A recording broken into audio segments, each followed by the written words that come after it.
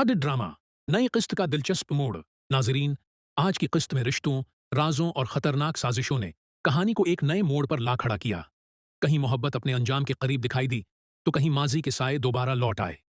हर किरदार अपनी जिंदगी के एक ऐसे फैसले के सामने खड़ा था जहां एक गलत कदम सब कुछ बदल सकता था। मैं उसे बहुत पसंद करता हूं। अगर तुम्हारी यही मर्जी है तो फिर मैं अम्मी से तुम्हारा रिश्ता मांगने की बात करूंगा। भाभी, मैं बहुत निरूस हो रही हूं। पता नहीं, अगर हम ये रिश्ता लेकर गए तो फेरूज की उम्मी क्या कहेंगी। निरूस होने की कोई बात नहीं, पुरातमाद रहो। अगर नीयत साफ हो तो अल्लाह बेहतर रास्ता निकाल देता है। इसी दौरान फेरूज को एक खफिया पैगाम मौसूल होता है जिसमें लिखा होता है, अगर तुम अपनी खोई हुई दौलत वापस चाहती हो तो रात 12 बजे पुराने गोदाम पहुंच जाओ। लालच एक बार फिर सीरत की अक्ल पर पर्दा डाल देता है और वो अकेली ही वहां पहुंच जाती है। मगर जैसे ही वो गोदाम के अंदर दाखिल होती है, चारों तरफ अंधेरा छा जाता है।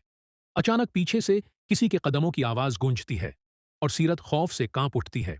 दूसरी तरफ शंजे को मालूम होता है कि फेरूज किसी बहुत बड़ी मुश्किल में फंस चुका है।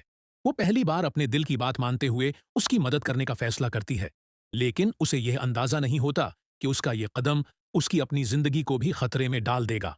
किस्त के आखिरी मंजर में एक नामालूम शख्स दानिश को फोन करके कहता है, तुम जिस खेल को खत्म समझ रहे हो, असल कहानी तो अब शुरू हुई है। ये सुनते ही दानिश के चेहरे का रंग उड़ जाता है और वो हैरत व खौफ के आलम में खामोश खड़ा रह जाता है।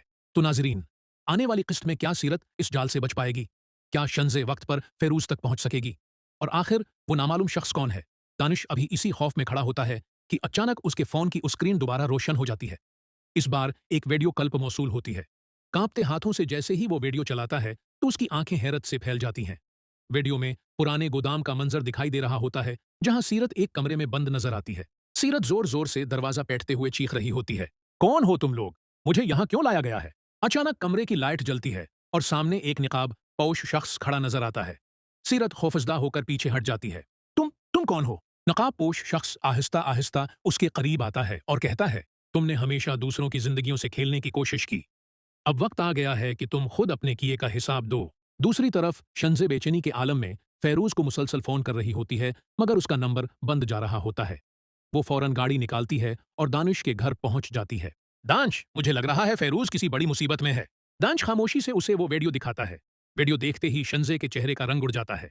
ये जगह, ये तो शहर के बाहर वाला पुराना गोदाम है। दोनों फौरन वहां जाने का फैसला करते हैं। रास्ते भर शदीद बारिश शुरू हो जाती है और माहौल मजीद खौफनाक हो जाता है। उसी दौरान गोदाम के अंदर सीरत को महसूस होता है कि वहां कोई और भी मौजूद है। अचानक अंधेरे में से एक औरत की आवाज आती है, सीरत, तुम्हें याद है तुमने मेरे साथ किया किया था? ये आवाज सुनते ही सीरत के चेहरे पर हुआइयां उड़ने लगती हैं, क्योंकि ये आवाज किसी और की नहीं बल्कि हया की होती है, जिसे सब लोग मर चुका समझते थे। नी!